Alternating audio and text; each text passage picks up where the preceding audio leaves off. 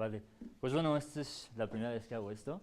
Entonces quiero empezar contándoles una anécdota que escuché apenas ayer, que me pareció muy acertada para lo que me iba a pasar el día de hoy. Y es que estaba platicando con un amigo, me comentó que un pastor sureño vino a la capital del país a dar un sermón. Y entonces se para en la tarima y empieza a hablar y empieza a contar una historia que empezaba más o menos así, diciendo que cuando él era un niño, su papá le dijo que él tenía que ser pecador. Y así fue, él creció y él y sus hermanos se volvieron grandes pecadores. Y los domingos eran los días más padres, porque todos juntos salían como familia a pecar y se sacaban unos pecados, pero padrísimos, padrísimos. Hasta que a la mitad del sermón la gente se da cuenta que él estaba diciendo pescador, no pecador. Y pescar, no pecar, pero con su acento sureño pues, se le entendía pecar. Entonces solo les pido por favor que si en algún momento del estudio me estoy yendo muy rápido o muy lento o no me doy a explicar, me lo digan con toda confianza y yo también con toda la confianza les repito hasta que me dé a explicar lo que quería decir. No vaya a ser que yo les esté hablando de los pecados y ustedes me estén entendiendo los pecados. Entonces, pues vamos a empezar. El estudio que hicimos es para un grupo de jóvenes que estamos planeando hacer Caro y yo, y entonces los estamos enfocando principalmente a los jóvenes, pero es igual de válido para un adulto. Bueno, somos jóvenes. Exacto, entonces no hay ningún problema. Y bueno, el estudio se llama Falsas expectativas de la juventud. Falsas expectativas de la juventud. Y realmente el 99% de las falsas expectativas que nosotros tenemos cuando somos jóvenes giran en torno a una cosa que se llama la instantaneidad. Es decir, el querer las cosas ya, querer las cosas ahora mismo, en este preciso momento. Y realmente nosotros somos una generación de lo instantáneo. Tenemos sopas instantáneas, tenemos cafés instantáneos, tenemos transporte instantáneo, citas instantáneas, tenemos mensajes instantáneos, todo instantáneo. Entonces la sociedad de allá afuera nos ha acostumbrado a que cuando nosotros queremos algo o deseamos algo, lo obtenemos así, cuando sabemos que en la vida no es así, no deseamos y lo obtenemos. Esta manera de querer actuar, de obtener las cosas en el momento que las deseamos, está hoy presente en los corazones de los jóvenes, pero realmente siempre ha sido así, desde generaciones muy atrás. Y entonces vamos a ver un primer ejemplo en tiempos bíblicos en el libro de Primera de Samuel. En el libro de Primera de Samuel, muy atrás en la Biblia, Primera de Samuel en el capítulo 2.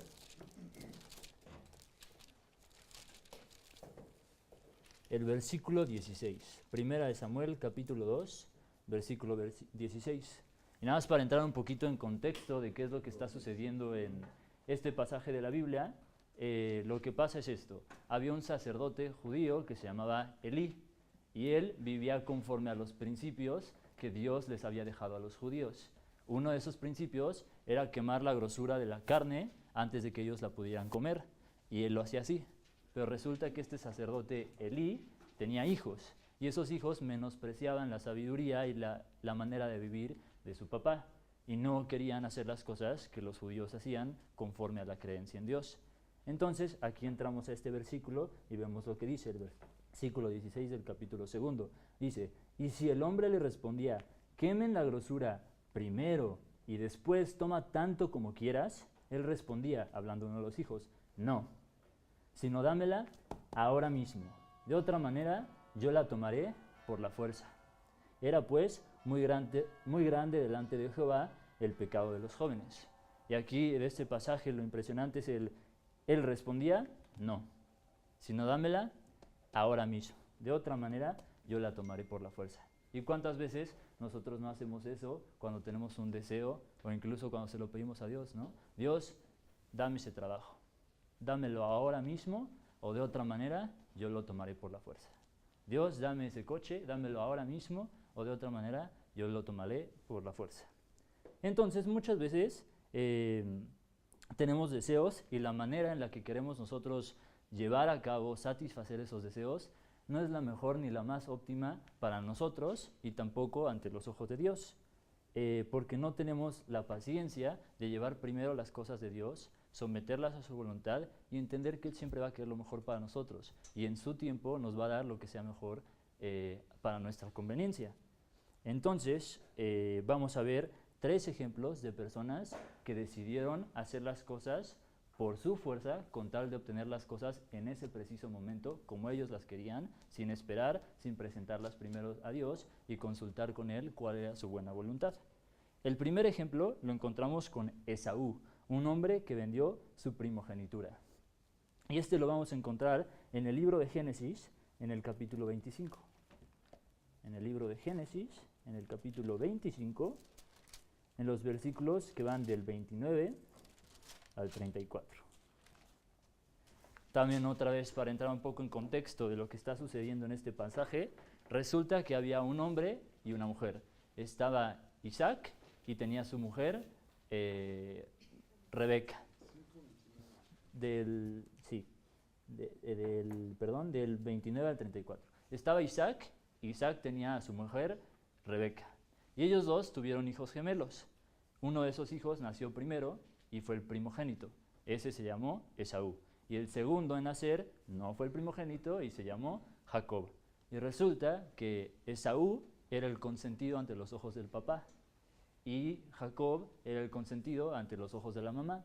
Entonces siempre existió por eso una cierta rivalidad entre los hermanos. Entonces un día el hermano mayor, el primogénito, sale de cacería y cuando va de regreso viene muy cansado. Y entonces ahora sí vamos a entrar al pasaje que vamos a ver ahorita. Y dice, y guisó Jacob es el hermano menor, y guisó Jacob un potaje. Y volviendo Esaú del campo, cansado, dijo a Jacob, te ruego que me des a comer de ese guiso rojo, pues estoy muy cansado. Por tanto fue llamado su nombre Edom. Y Jacob respondió, véndeme en este día tu primogenitura. Entonces dijo Esaú, he aquí, yo me voy a morir, ¿para qué pues me servirá la primogenitura? Y dijo Jacob, júramelo en este día. Y él le juró, y vendió a Jacob su primogenitura. Entonces Jacob dio a Esaú pan y del guisado de las lentejas, y él comió y bebió, y se levantó y se fue. Así menospreció Esaú su primogenitura. Entonces vemos que efectivamente él consiguió lo que quería, pero vamos a analizar un poquito más este pasaje para ver qué es lo que nos está enseñando la palabra de Dios en esta parte.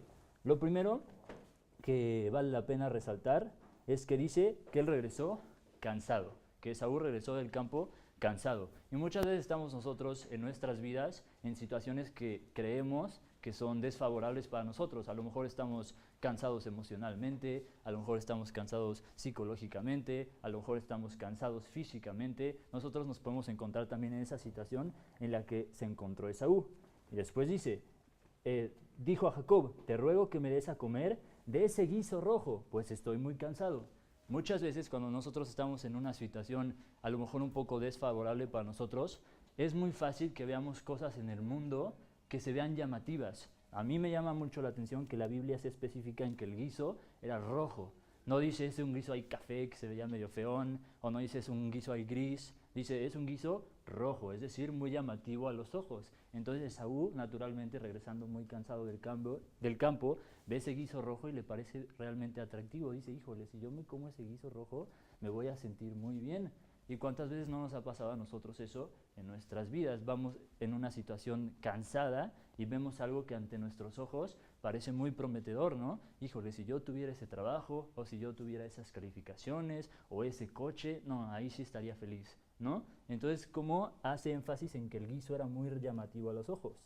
Después dice, y Jacob respondió, véndeme en este día tu primogenitura. Es decir, por un plato de lentejas tenía que dar su primogenitura, que implicaba las herencias, que implicaba muchas cosas. ¿Qué tan alto era el costo por un plato de lentejas? Vender su primogenitura. Y vamos a ver si él estuvo dispuesto a pagar el costo con tal de obtener ese guiso rojo o no. Dice, entonces dijo Esaú, he aquí, yo me voy a morir, ¿para qué pues me servirá la primogenitura?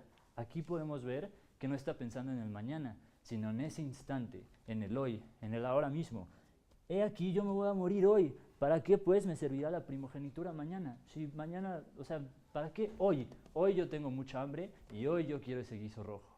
A lo mejor sí, efectivamente es muy alto el precio, tengo que entregar mi primogenitura a cambio de un plato de lentejas, pero Júramelo en este día. Y él le juró y vendió a Jacob su primogenitura.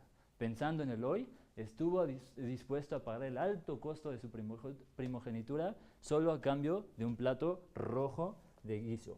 Y después dice, entonces Jacob dio a Esaú pan y del guisado de las lentejas. Sí, obtuvo lo que quiso, obtuvo el trabajo que estaba buscando, obtuvo el coche que quería, obtuvo el viaje que quería. Sí, pero comió, bebió, se levantó y se fue. Así de rápido, así de fugaz fue lo que él había estado buscando. Llegó, alcanzó el placer que había estado buscando, pagó el alto costo por ese placer y como así, ya había acabado el placer. Bebió, se levantó y se fue. Así menospreció Esaú la primogenitura. Desperdició algo que Dios le había dado para un plan de vida, para un plan a largo plazo, por un placer instantáneo, por algo que le duró unos pocos segundos. Y este es solo el primer ejemplo de una persona en la Biblia que cometió este mismo error. El segundo ejemplo lo vamos a encontrar con el rey David, cuando desea a Betsabé. Y eso lo encontraremos en el segundo libro de Samuel, segunda de Samuel, capítulo 11, de los versículos 2 al 4. Segunda de Samuel, capítulo 11, de los versículos 2 al 4. Y ahí encontramos que dice, y sucedió un día, al caer la tarde, que se levantó David de su lecho y se paseaba sobre el terrado de la casa real. Y vio desde el terrado a una mujer que se estaba bañando, la cual era muy hermosa.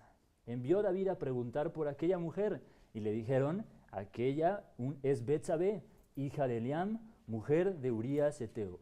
Y envió David mensajeros, y la tomó, y vino a él. Y él durmió con ella. Luego ella se purificó de su inmundicia, y se volvió a su casa. Entonces tenemos a un rey David. Era un hombre que era un rey, y estaba en su lecho paseándose por su terraza. Ahora en una situación muy cómoda, a diferencia de Saúl, que estaba muerto de hambre, regresado cansado del viaje. Entonces David, en una situación muy cómoda, ve a una mujer. Y otra vez la Biblia nos hace énfasis en que esa mujer es hermosa. Otra vez se toma el tiempo de explicar que era agradable a los ojos, a los deseos de los ojos, a los deseos de la carne. Entonces David, viendo a la mujer hermosa, dice, ¿quién es ella? Y le dicen, aquella es Betsabé, hija de Eliam, mujer de Urías heteo. Entonces le están dando a entender que es una mujer casada y que está fuera de su alcance. ¿Y qué hace David? Dice, ok, ¿es una mujer casada? No. Entonces mejor busca otra mujer que no sea casada. No, al contrario. Dice, y envió David mensajeros y la tomó y vino a él y él durmió con ella. Entonces vemos un segundo ejemplo de una persona que cayó ante los engaños del mundo que te ofrecen a tus ojos algo que parece que te va a satisfacer, algo que se ve muy prometedor. David, teniéndolo todo, cayó. Entonces vemos que no estamos no vulnerables a los engaños del mundo si estamos en una situación cómoda en nuestras vidas. Esaú estaba en una situación incómoda y cayó. David está en un lecho, en una situación muy cómoda y cayó. Y vamos a ver además que ahí dice, y la tomó y vino a él y él durmió con ella. Pero luego se purificó y se volvió a su casa. De nuevo, algo muy fugaz. David, teniéndolo todo, se vio engañado por los deseos del mundo, cayó y se dejó engañar, le falló a Dios y el placer le duró muy poquito también. A la mañana siguiente ya se levantó y se fue y tan tan. Fin de la historia. Y vamos a ver que también tuvo que pagar un alto precio, porque en esta vida nada es libre de consecuencias. Y eso lo vamos a encontrar en 2 de Samuel, primero en 2 de Samuel, en el capítulo 11, en el versículo 27 hasta el final, donde dice, mas esto que David había hecho fue desagradable ante los ojos de Jehová. Aquí vemos que realmente Dios lo vio, lo estuvo viendo y eso que hizo fue desagradable a los ojos de Jehová. Y vamos a ver las consecuencias de aquello. Después en 2 de Samuel, en el capítulo 12, de los versículos 9 al 12, donde dice, 2 de Samuel, capítulo 12, de los versículos 9 al 12, donde dice, ¿por qué pues tuviste en poco la palabra de Jehová, haciendo lo malo delante de sus ojos? A Urías heteo heriste a espada, y tomaste por mujer a su mujer, y a él lo mataste con la espada de los hijos de Amón. Por lo cual, ahora no se apartará jamás de tu casa la espada, por cuanto me menospreciaste y tomaste la mujer de Urías Heteo para que fuese tu mujer. Así ha dicho a Jehová, he aquí, yo haré levantar el mal sobre ti de tu misma casa, y tomaré tus mujeres delante de tus ojos, y la daré a tu prójimo, el cual yacerá con tus mujeres a la vista del sol, porque tú lo hiciste en secreto, mas yo haré esto delante de todo Israel y a pleno sol. Vemos que realmente por algo que le duró muy poquito, él iba a tener consecuencias permanentes ante Dios. Pagó el alto precio por un placer que realmente no lo satisfizo. Y ahora vamos a ver el tercer ejemplo bíblico de una persona que quiere hacer las cosas por sus fuerzas, que cae ante un placer instantáneo, y vamos a ver las consecuencias de esa decisión. Y ese es el hijo pródigo, que encontramos en Lucas en el capítulo 15. Lucas capítulo 15.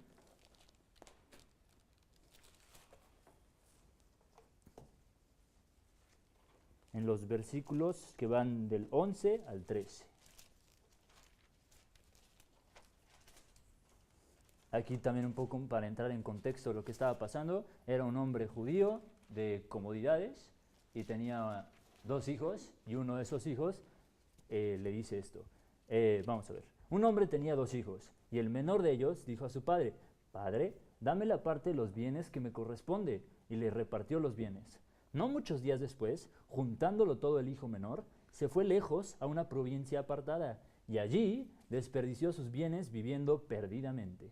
Y cuando todo lo hubo malgastado, vino una gran hambre en aquella provincia, y comenzó a faltarle.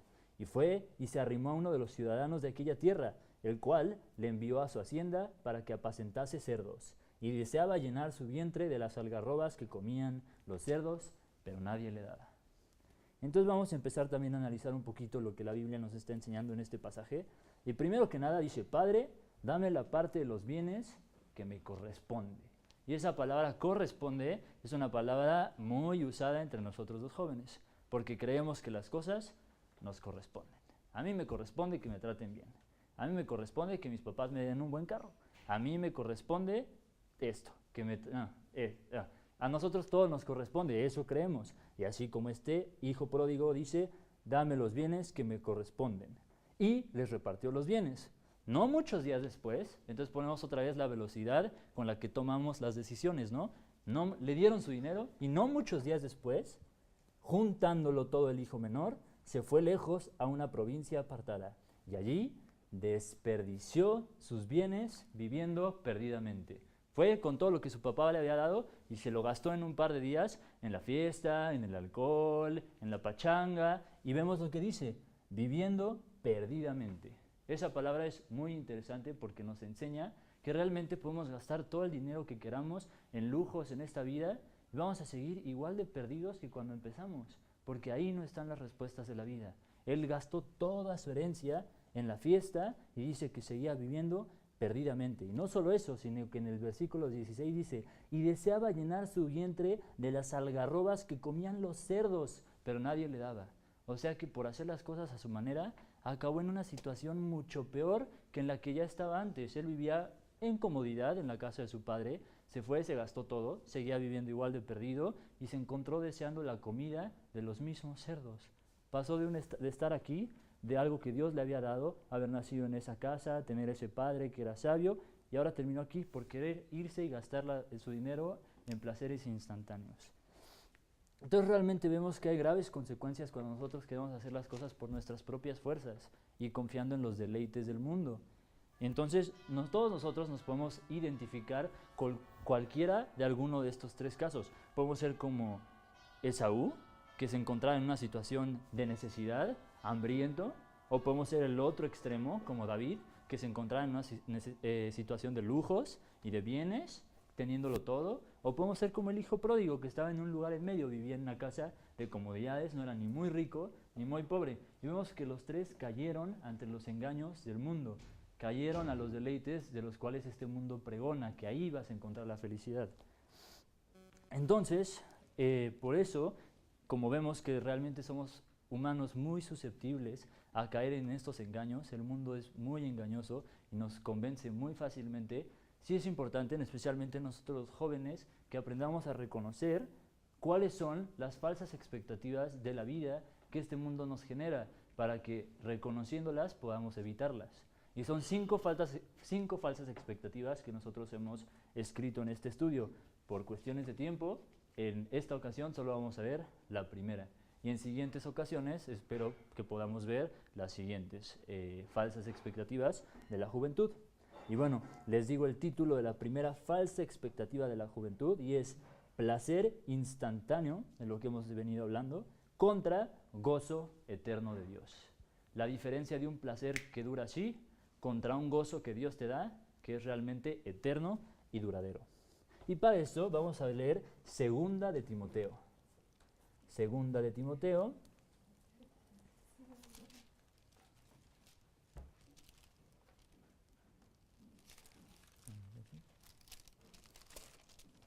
En el capítulo 3, Segunda de Timoteo capítulo 3, de los versículos que van del 1 al 4.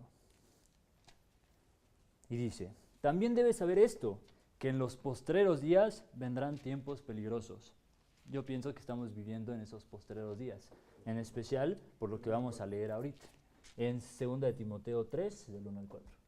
Dice, también debes saber esto, que en los postreros días, probablemente estos que estamos viviendo, vendrán tiempos peligrosos, porque habrá hombres amadores de sí mismos, avaros, vanagloriosos, soberbios, blasfemos, desobedientes a los padres, ingratos, impíos, sin afecto natural, implacables, calumniadores, intemperantes, crueles, aborrecedores de lo bueno, traidores, impetuosos, infatuados, amadores de los deleites más que de Dios.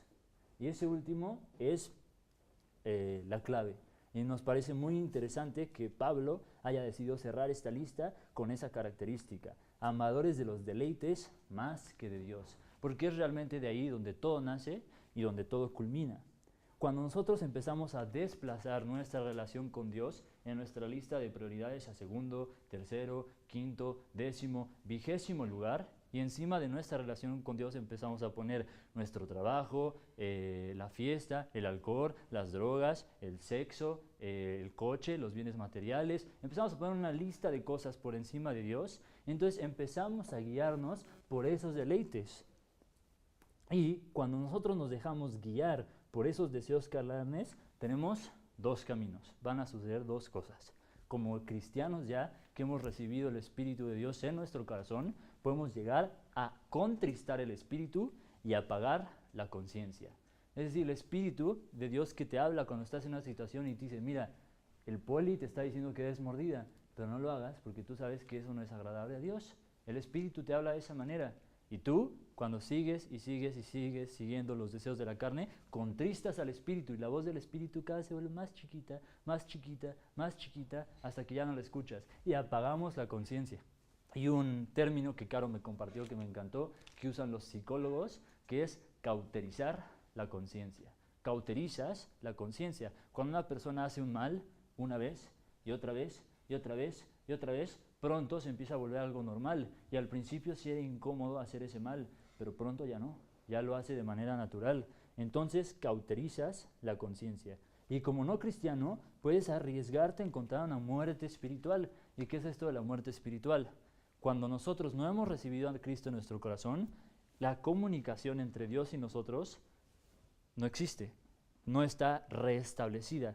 Y si tú sigues siguiendo los deseos de la carne, nunca vas a restablecer esa comunicación con Dios que Cristo te ofrece. Hablando de eso, Cristo murió en la cruz para pagar por todo lo que nosotros hemos hecho y que esa comunicación se vuelva a restablecer. Pero si tú tienes tu relación con Dios en 20º lugar y tienes una infinidad de cosas antes y nunca escuchas a lo que a Cristo te está diciendo, yo te amo, yo quiero restablecer mi comunicación contigo, yo te amo, yo quiero volver a ser tu amigo, y eso está en 20 lugar, es muy probable que te arriesgues a encontrar la muerte espiritual. Y entonces eso lo vamos a ver en 1 de Timoteo 5:6. 1 de Timoteo 5:6.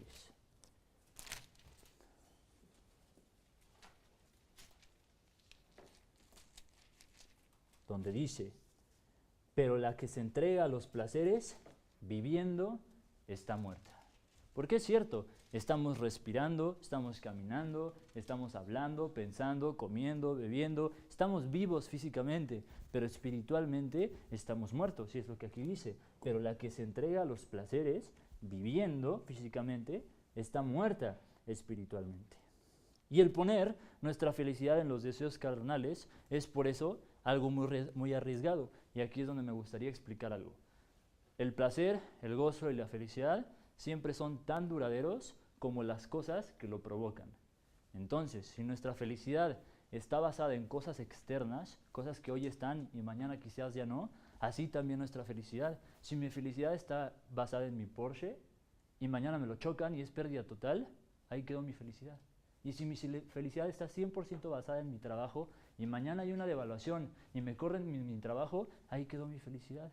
Y si mi felicidad está basada en un ser querido incluso, y a lo mejor mañana ese ser querido se enferma y ya no está, ahí quedó mi felicidad. Entonces la felicidad es tan duradera como las cosas que la provocan. Y si es una felicidad externa, que va de afuera hacia adentro, es una felicidad muy intermitente. A veces estás feliz y a veces no, a veces lo tienes y a veces no. Pero si es una felicidad interna, que va de adentro hacia afuera, y esa nos la da Dios, es tan duradera y tan estable y tan constante como Dios mismo. Dios es el mismo ayer, hoy, mañana y siempre. Dios no cambia, Dios es estable, Dios siempre ha sido el mismo y siempre va a ser el mismo. Y si nuestra felicidad está basada en Él, así de constante, tan constante como Dios, va a ser nuestra felicidad. Y para esto quiero que leamos Lucas 6, 47 y 49. Lucas 6, 47 y 49.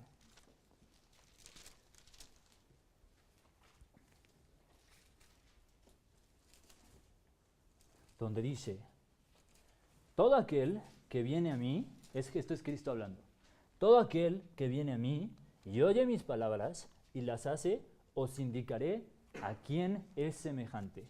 Semejante es al hombre que al edificar una casa, cavó y ahondó y puso el fundamento sobre la roca. Y cuando vino una inundación, o sea, cuando vienen los problemones de la vida y nos dan así un batazo en la cabeza, cuando vino la inundación, el río dio con ímpetu contra aquella casa, pero no la pudo mover, porque estaba fundada sobre la roca. Mas el que oyó y no hizo, semejante es al hombre que edificó su casa sobre tierra, sin fundamento, contra la cual el río dio con ímpetu. Otra vez los problemas de la vida llegaron y le dieron duro. Y luego cayó y fue grande la ruina de aquella casa. Como les decía, todo depende de dónde pongamos nosotros nuestra felicidad. Si la ponemos en las cosas del mundo, va a ser una felicidad así.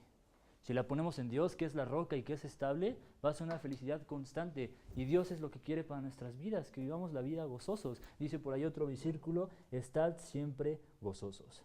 Y podemos ver ejemplos claros, no bíblicos, sino en nuestro mundo, de gente que apostó a ambas alternativas. Y aquí, aprovechando que sí ya vemos varios jóvenes en el estudio de esta noche, quiero mencionar a Tim Berg, también conocido como Avicii, que fue un ícono de nuestra generación, y digo fue, por lo que voy a comentar ahorita. Fue un DJ, todos nosotros, nuestra generación conoce sus canciones, las bailamos, las cantamos, lo veíamos como un chavo que lo tuvo todo desde que tenía 20 años. En el 2012 lo nombraron el tercer mejor DJ del mundo. A los 20 años ya era rico, era muy famoso, popular, iba de fiestas, tenía muchas chavas guapas, tenía el coche, tenía los viajes, tenía todo. Avicii, que por cierto Avicii quiere decir séptimo infierno en la religión hinduista, por lo que podemos asumir que realmente no era una persona muy cercana a Dios. Y bueno, Avicii en el año 2012 sí es reconocido como el tercer mejor DJ del mundo. Para el año 2017 lo diagnostican con pancreatitis aguda por consumo excesivo de alcohol, y para el año 2018, hace unos 2 meses, se quitó la vida. Decidió quitarse la vida y estando en un antro en el Medio Oriente. Y el mensaje que su familia nos dejó fue el siguiente: Avicii, o Tim Berg, realmente luchó y reflexionó sobre el significado de la vida y la felicidad. Él no pudo más, él quería encontrar paz, lo que nos indica que en este mundo no la encontró. Tuvo todo lo que el mundo ofrece: drogas, sexo, alcohol, fiestas, dinero, fama, y aquí dice que él quería encontrar la paz, o sea que no la encontró ahí. Y pensó que a lo mejor en quitarse la vida la encontraría. realmente es algo que rompe el corazón. El caso de Avicii, en especial porque todos nosotros conocíamos sus canciones. Por otra parte, tenemos el ejemplo de un jugador de fútbol americano profesional en la NFL y al mismo tiempo en la MLB, que es la liga MLB, que es la liga profesional de béisbol, Deion Sanders. Y él, desde que era chiquito, tenía un sueño, desde que empezó a jugar. Dijo, yo algún día quiero ganar el Super Bowl, y el día que gane el Super Bowl, me quiero comprar un Lamborghini en específico, y en ese Lambo me quiero ir a Las Vegas, al hotel más caro, a festejar en el penthouse con chavas guapas. Ese fue su sueño desde chiquito. Y lo logró, lo consiguió. Así como Esaú consiguió su plato de lentejas, él también consiguió su sueño. Lo logró. Ganó el Super Bowl, se compró el Lambo, fue a Las Vegas, al hotel más caro, al penthouse, a celebrar con chavas. Y dice que él, estando ahí en el penthouse, sintió el vacío más grande que había sentido en toda su vida. Porque dijo, ya, en 3 horas sale el sol, se va a acabar mi fiesta, y todo para lo que estuve entrenando y trabajando toda una vida, en 5 horas se va a haber acabado. ¿Y luego? ¿De qué se va a tratar la vida después? Si esto, que era mi sueño de vida y no creo poder superarlo después con otra experiencia, no me llenó, ¿qué me va a llenar? Y entonces él recordó que algún día alguien le había hablado de Cristo. Y esa noche dijo, Cristo, me han dicho que tú eres el que da el gozo verdadero, el que llena los corazones del hombre, y yo quiero que tú seas mi Señor. Y recibió a Cristo. Y hasta la fecha es un jugador profesional, cristiano, que dice vivir una vida muy gozosa gracias a su Señor. Entonces tenemos esos dos casos. Y la verdad es que no podemos negar que por momentos el placer está ahí en las cosas del mundo. Por momentos sí está. Si tú consumes una droga, si tú te pones borracho, si tú vas al antro, por momentos hay placer. Sí dura un ratito. Eso no lo podemos negar. Lo que ha llevado a muchos a creer que para eso vivimos, para esos pequeños momentos. Pero tampoco podemos negar la fugacidad que nos da ese placer. Lo mucho que trabajamos y desgastamos energía en encontrarlo para que dure realmente muy poco.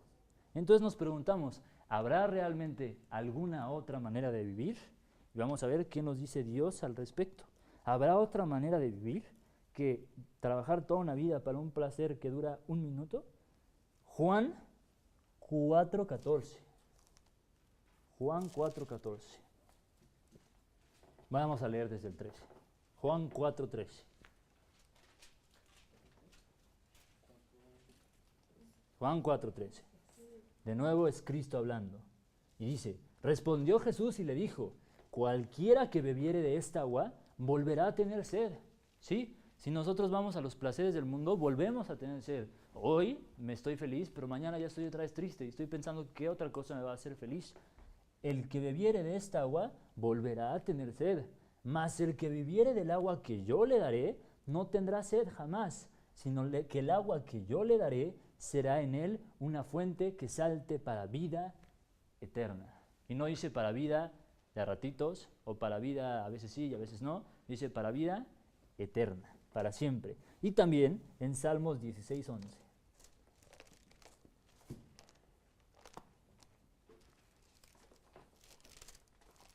Salmos 16:11.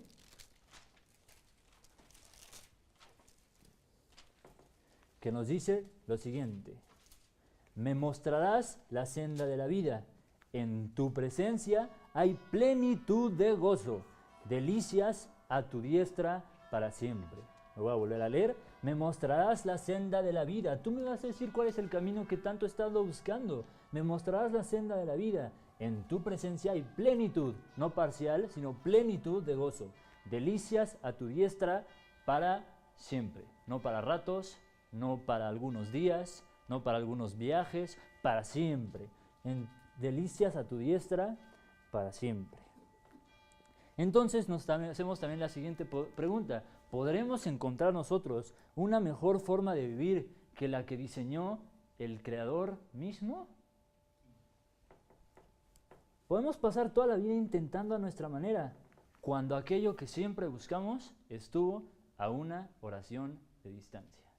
¿Cuántas vueltas le damos a este asunto? Buscamos préstamos, trabajos, casas, viajes, una pareja, otra pareja, coches, cuando todo lo que siempre buscamos estuvo a una oración de distancia. Entonces, cualquier elección que tú tomes esta noche va a tener un gran costo. No importa qué decisión tomes, esa decisión va a tener un gran costo. Primero, hay una alternativa, dos opciones. La primera, rehusarnos a pagar el gran costo de entregar nuestro corazón, retenerlo para nosotros y vivir una vida, como nosotros lo pusimos aquí, a la Frank Sinatra, cantando I did it my way. Lo hice a mi manera. Y despidiéndose del mundo con estas palabras: I'm losing. Estoy perdiendo. Cantó toda una vida la canción Lo hice a mi manera, y en su lecho de muerte le dijo a su esposa: querida, estoy perdiendo. Llegó la batalla contra la muerte y todo lo que había hecho en la vida parecía ya no tener ninguna trascendencia. Y le dijo: querida, esta batalla la estoy perdiendo. O podemos pagar el gran costo de entregarle nuestro corazón, que tiene un gran valor, a Cristo. Es decir, Cristo, yo te entrego este corazón de gran valor, te lo doy. Podemos estar dispuestos a pagar ese gran costo y a cambio recibir una vida llena de gozo a pesar de cualquier adversidad.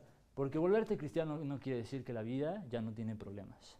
Los problemas siguen existiendo, pero como Carlos siempre nos ha explicado, tú empiezas a estar por arriba de las circunstancias, porque sabes en quién está basada tu felicidad. En alguien que no se devalúa, en alguien que mañana no cambia de opinión. Está basado en un Dios que es constante y firme en las promesas que te hace. Entonces, una vida llena de gozo a pesar de cualquier adversidad, siguiendo un plan hermoso más allá de nuestra imaginación, más allá de cualquier cosa que nosotros nos pudimos haber imaginado.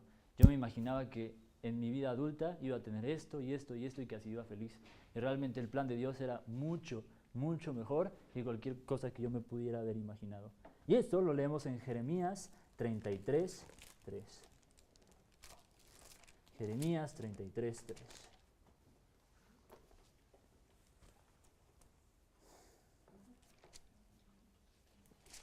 Donde dice lo siguiente. Dice: clama a mí. Esto es Dios hablando, por supuesto. Clama a mí y yo te responderé y te enseñaré cosas grandes y ocultas que tú no conoces. Clama a mí y yo te voy a responder. Primero es lo que dice. Clama a mí y yo no te voy a dejar en visto. Yo te voy a responder. Te enseñaré cosas grandes y ocultas que tú no conoces. Entonces, obviamente, la elección siempre es nuestra, pero algo muy curioso es que no podemos escapar de esta elección. Si tú tienes un boleto para viajar y no sabes si tomar la decisión de ir o no, y esperas, y esperas, y esperas, y esperas, eventualmente el vuelo se va a ir. Y sin haber tomado la decisión, habrás tomado la decisión de no ir. Entonces, no tomar una decisión también es tomar una decisión. Entonces, esta noche se te ha presentado a ti un Cristo y hay una elección que tomar. Podemos decidir hacerlo el Señor de nuestras vidas, podemos decidir no hacerlo el Señor de nuestras vidas, podemos decidir podemos decidir seguir creyendo que Él es una figura histórica, o un mito, o un farsante. Podemos decidir muchas cosas con respecto a Cristo, pero tienes que decidir. Y déjame decirte que ese Cristo ya pagó por ti en una cruz. Él dijo: yo no quiero que ellos tengan que pagar por lo que hicieron. Cristo vino al mundo a vivir la vida que nosotros teníamos que vivir, para morir la muerte que nosotros merecíamos morir. A eso vino Cristo al mundo. Y Él ya pagó por todo lo que nosotros hicimos. ¿Qué vas a hacer? ¿Lo vas a aceptar como un amigo? ¿Le vas a permitir que te dé la vida que siempre has estado buscando? Vamos a orar. Señor, te damos muchas gracias por esta oportunidad. Te damos muchas gracias por esta noche, por todos los aquí presentes, Señor. Nosotros sabemos que las ocasiones en las que tú decides hablarnos son momentos muy especiales, Padre. Puede que solo lleguen 2 o 3 veces en la vida, Señor. Pero tú tomas momentos, dices: hoy yo le voy a hablar a mi hijo y le voy a decir cuánto lo amo y cuánto quiero cambiarle la vida, Padre. Te pido por favor, Señor, que si hay alguien aquí que quiera seguirte con su corazón y ver la vida que tú les prometes, Señor, y volverte tu Señor, lo haga, Señor, esta noche, Padre. Te doy muchas gracias por el privilegio que me diste de compartir unas palabras con estas personas tan queridas, Señor, y tú sabes que yo te amo con todo mi corazón, y te doy muchas gracias por la vida que me has dado, y te agradezco por todas las vidas que has cambiado. Todo esto te lo pido y te doy gracias, Padre, en el nombre preciosísimo de tu Hijo Jesús. Amén. Muchas gracias a todos.